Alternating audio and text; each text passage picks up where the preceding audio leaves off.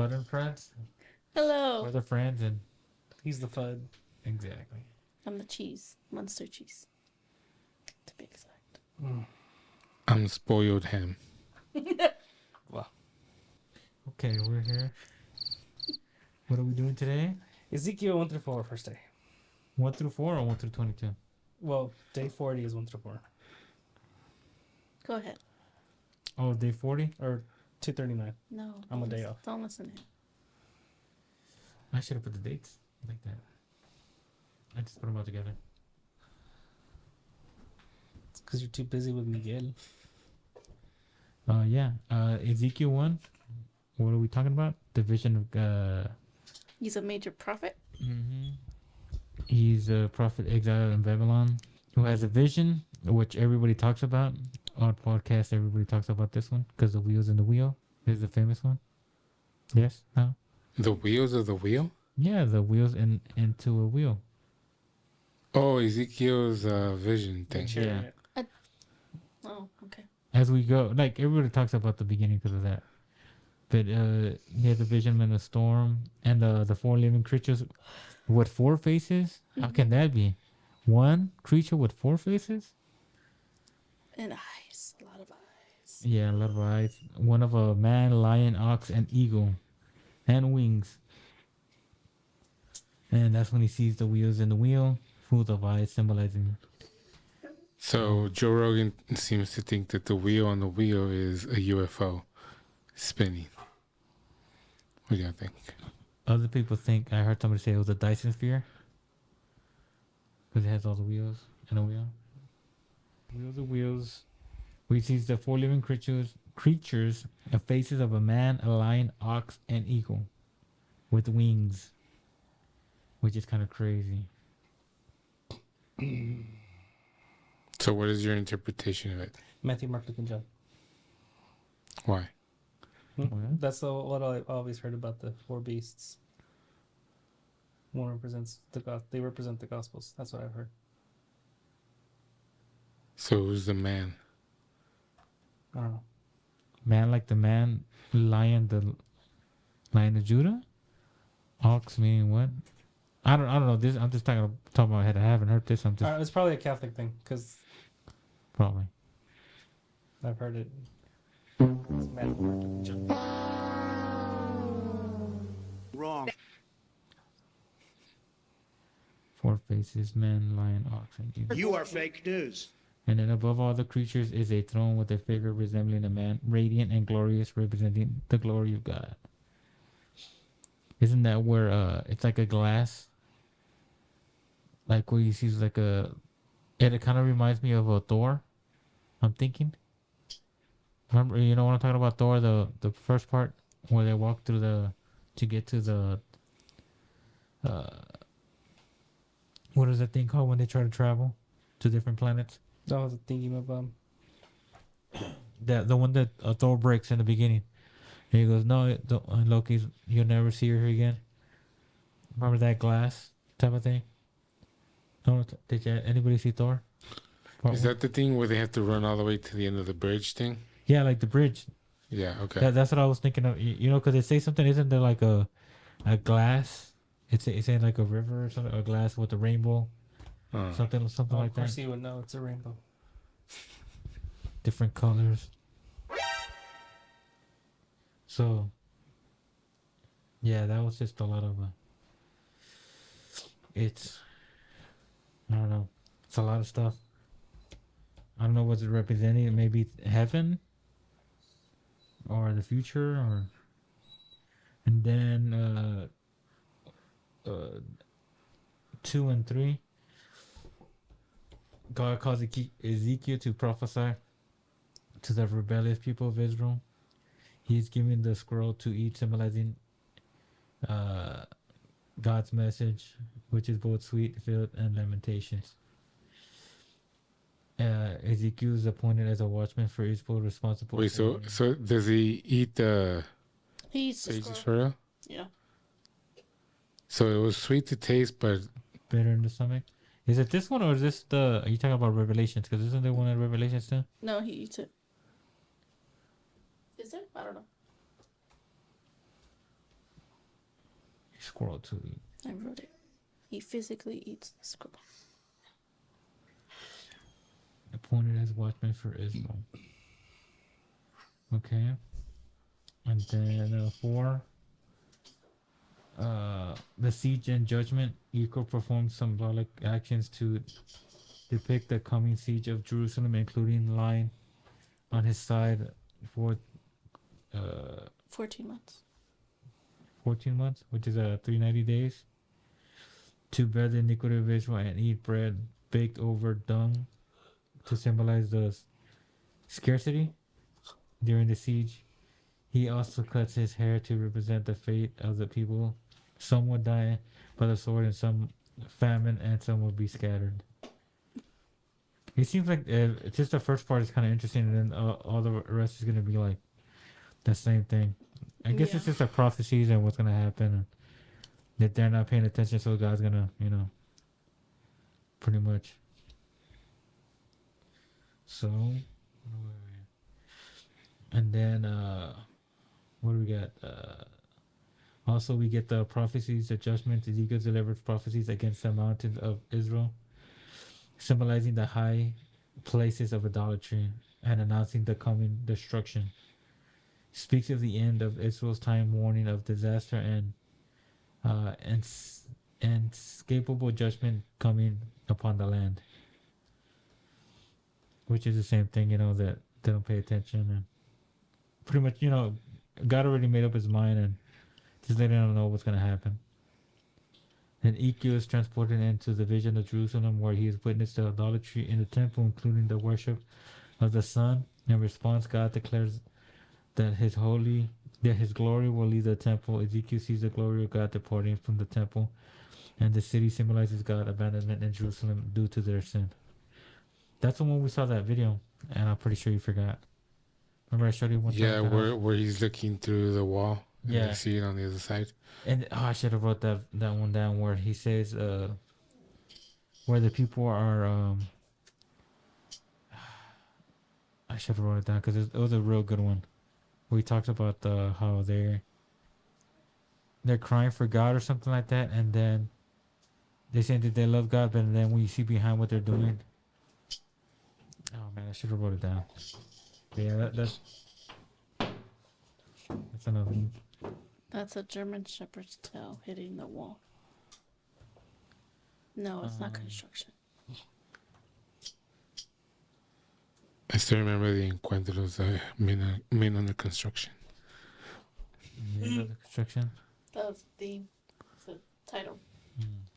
We only went to one, and one only. That's all you need.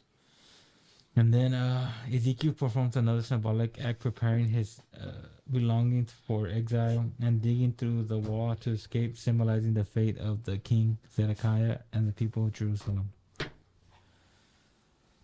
In the exile, they're going to be gone. They're all going to be gone. And then combination where God condemns the false prophets of Israel who deceive the people with false visions of peace. He also condemns the false prophecies who practice witchcraft and lead the people astray. I guess people, they just want to believe what they want to believe, I guess. They didn't want to believe that God was going to do that, I guess. And then the elders of Israel inquired of Ezekiel, but God rebuked them for their idolatry.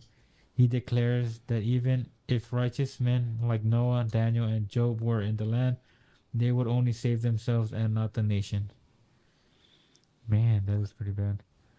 Well, I guess it's almost like Gomorrah,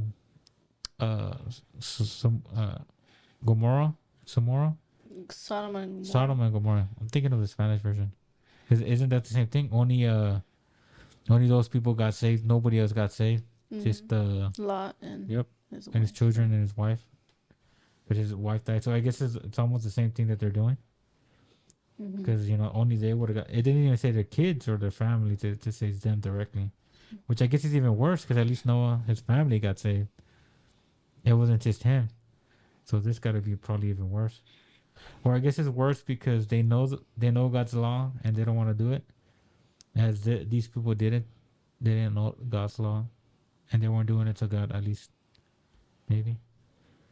And then God compares Jerusalem to a useless vine that is only good for burning, um, uh, symbolizing the worthlessness of the city due to its sin and destruction that it awaits. Which is, pretty much the same thing. Through Jerusalem is deceptive as an unfaithful wife who, despite being richly blessed by God, engages in idolatry and spiritually adultery. Despite her unfaithfulness, God promised to remember His covenant and eventually to restore her. I guess that's a promise to David and to Abraham. He could have destroyed them a long time ago, but because of them, He doesn't.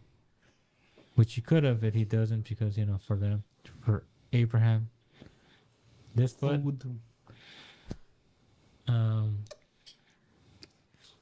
and then the parable.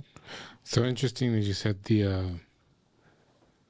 he compares it to a cheating wife, but he still goes out to save her.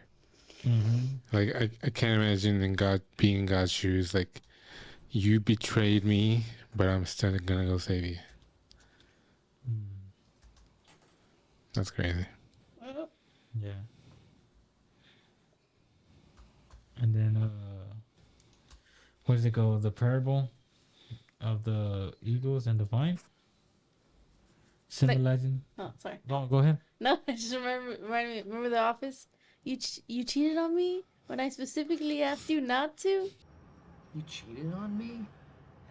When I specifically asked you not to? Okay, go ahead. Well, that's probably the same thing. Yeah, Right? literally. Okay, go. Because he kept saying it and saying it. And he Yeah. still did it. Yeah, but Michael's a simp, so you expect that behavior from him.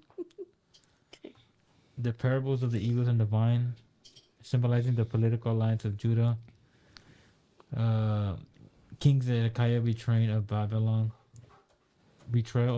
by seeking help from Egypt. God promised that He will plant a new fruitful vine representing the future Messiah. Because they didn't want to listen to either Jeremiah or Ezekiel, to anybody. They kept saying, we're going to get somebody else. And they kept looking for Egypt and other places instead of this God. When God said just follow them, go to Babylon or follow the king, they were just seeking their own things. Then God declares that each person is responsible for their own sin. The soul that sins shall die. But if a wicked person repents, they will live righteously, and wickedness are based on personal actions, not inherent guilt. That's when he's talking about that other one. The father would not die for the son's sins, and the son would not die for the father's sins. So then, why is there generational curse? I don't know. We'll have to get Wouldn't back on that be a contradiction? I think maybe back then, but I think eventually he starts changing it where... No, because even back then, I think he said that. I don't know. You think it's just the curse of life? Is it a curse? Meaning, let's just say if you're a mom, you have a little baby, you keep doing drugs and all that. You're doing them, but eventually that's gonna affect your children when they come out. But some people. That had nothing to do with the child, but you did it, and that affected the child. No. But sometimes people don't. They don't do it like what their parents did. I don't know. No, but I mean that like the kid's gonna probably suffer some kind of deformities because of what their parents did. Maybe. So they pay the sin. The price for their sin. Yeah, so it's... So that's generational curse? No, I think that's different. No, it's a generational curse different. What is... That's what you were saying. What? Well, I'm asking, like, would that be the same thing? I don't know. But what is a generational curse? Something you can't stop? Like if you have a family line of alcoholics. You can stop that. Yeah, you can. I'm just saying, would it be the same thing? Because what you're passing on is the gene of addiction, supposedly. Oh. Or even like, there's even like sicknesses, like if you're more prone to like breast cancer, you're like, if you had it in the family, you're more prone to get it. But is that a curse? Yeah, because it kills you. Mm. Because even like if you did everything right, you can still get it because you genetically have it, the gene or whatever that makes that possible. So generational curses are genes. Could be. I never knew what that really meant. Yeah, I guess so, because you can't really prevent breast cancer. Or maybe you Well, can. but it has to be like in an early stage, preferably 1 and not 4. Because even if you have 4 and it's just in one location or it's just in one part of your body, like they say breast, because what it is, if you take them out, then you don't have the tissue anymore. So it's like, it's almost preventable unless it goes to somewhere else in the body. When it spreads. Yeah. What are we at? 19. The raise of lamentation or lamentation is grief. They're grieving for the Prince of Israel, comparing them to lion cubs that were captured and taken to Egypt and Babylon. It also compares Israel to a vine that is uprooted and burned. What is that? Because they left to Egypt, right, at one point, and God was just going to get them out of there anyways. They're like, we're going to escape over here, and God says, nah, doesn't matter where you go, I'm going to get you no matter where you go. Yeah, they thought Egypt would help them. Yeah. They didn't. Where he comes. He comes and destroys them. Yeah, because God comes and he says, I'm going to give Egypt to Nebuchadnezzar. Yeah. He's going to give it to him, and he does eventually. Well, let's see when we get there. God recounts the history of Israel's rebellion from Egypt to the wilderness and into the promised land. Despite their constant rebellion, God promises eventually restoration for his name's sake. Same thing, they're going one way, and eventually God's going to, bring them out of it. And he's going to make the nations pay for it too. Like he did with Egypt with the Israelites back then. They went into the land, and then they were great, and then God, took care of them. Same thing, but I guess he used them for his purpose. Same thing with Nebuchadnezzar and all these places that he was going to use them. But he was also going to, require them judgment eventually too for what they did. Then God speaks of a sword sharpening for judgment, symbolizing the coming destruction by Babylon. It contains prophecies of the sword being drawn against Jerusalem and the Ammonites. Anamites? Sounds like nanobots. Anamites. Which is, destruction's coming to them. And then God lists the sins of Jerusalem, including bloodshed, idolatry, and oppression. He declares that he will pour out his wrath and scatter the people as there is no one to stand in the gap for the city. And that's pretty much it. The same thing, pretty much. God's just talking about how he's gonna bring them down and gonna pick them back up in the future. Yep.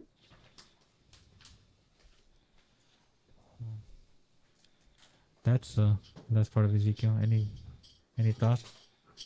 I'm just trying to think if it's a UFO or not. Any of the 4-faced beast is a demon. Why does it have to be a demon? It's more cooler. No. So demons are cool. I think demons are like aliens, no? Yeah, that's what I meant, aliens. See, because when they say man, lion, ox, does that mean God's creation? Because God created the lion, the man, the ox, the eagles. Is it just talking about some kind of earthly being? Type of like earthly being? Because angels are different. Angels are, they're something different. But he does have wings, but what is it representing? Eagle, the sky, man. The ox, the lion, the king of the jungle. Man, king of the land. Ox, what? The strength? I don't know. But it is interesting, and that's when you see that, when people don't, about the God, Holy Spirit and stuff. You always see You things forgot like one. this, huh? I forgot one. The Father, the Son, and the Holy Spirit. There you go. How can Did three you be in do- one? Did you do the homework I gave you, Manuel? No, sir. I told Manuel, if you can find the word Trinity in the Bible, I will. It's say not it. in the Bible, It's Okay. not. Everybody knows that. Then why are you? but so is in the Pentateuch. The what? Here we go. So it wasn't the rapture. But the rapture is describing something. The rapture is just a. So is It's an Trinity. event. But Yeah, Trinity is. It's not in the Bible, but that's what the word they used to.